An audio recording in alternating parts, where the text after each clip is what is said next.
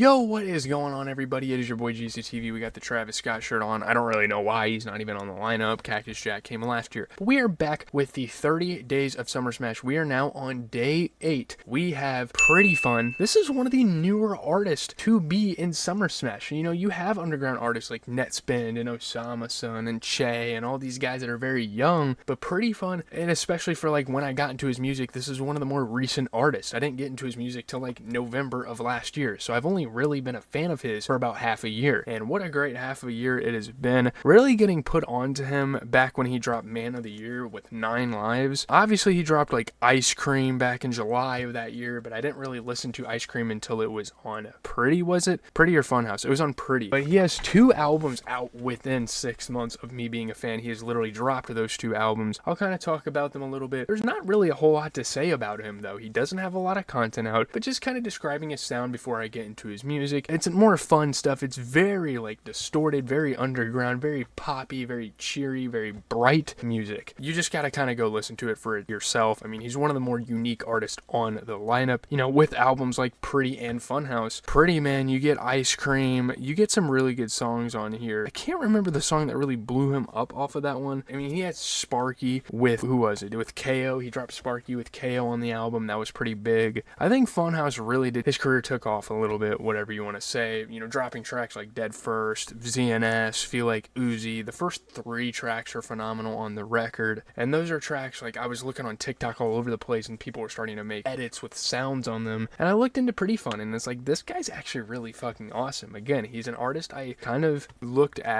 discovered recently. The most recent release came back in January with I Don't Know What the Fuck, and he's actually supposed to drop a FunHouse Deluxe soon. I'm not really sure when that's going to materialize. I think it's supposed to come out before Summer Smash. I couldn't be quite sure. He does have 2 albums to perform, so he has plenty of material under his belt. You look at his Instagram, he's got all sorts of different snippets. He works with Gyro. He works with all sorts of those insane underground producers. So this guy is kind of set, man. I'm a really big fan of Pretty Fun. I like his aesthetic. I like just the colorfulness of his album covers and his music. It's a very good description of his music. I've seen the interviews. You know, he's been on Our Generation Music with Well. Shout out to Well. Fantastic show. Go check that out. He seems like a very down-to-earth guy. I've gotten quite a bit of what I need to know about this guy before I see him at concert. I do hope he does give us some more music, but until then, Pretty Fun. This is kind of what he has for now. Really dope artist. I think he's going to make a lot of waves in the underground over the next probably year or so. He is still a very, very small artist, but check him out if you haven't. Go see a set at Summer Smash when he performs. It's awesome.